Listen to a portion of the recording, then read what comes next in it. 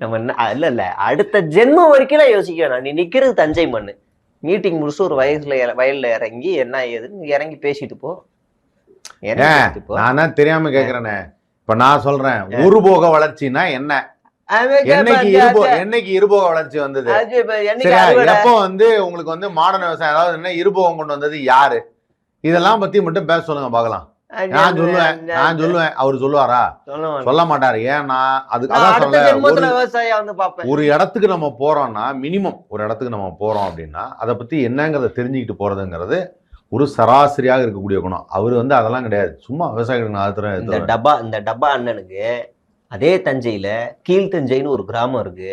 அங்க அரைப்படி நெல் கேட்டதுக்காக ஒரு பெரிய போராட்டம் நடத்தி 48 விவசாயிகளை ஒரே குடிசைகளை வச்சு எரிச்சு ஒரு நினைவிடமாவே வருஷம் டிசம்பர் 26ஆம் தேதி போட்டுட்டு இருக்கிறாங்க. அந்த வரலாறுலாம் அண்ணனுக்கு தெரியுமா? தெரியாது.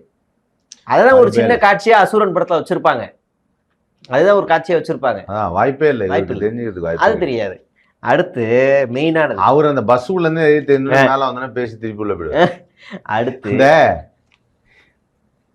நத்தை இருக்கும்ல, ஆமா, ஸ்னெயில்குள்ள இருக்கும். ஆமா ஆமா, ஓகே.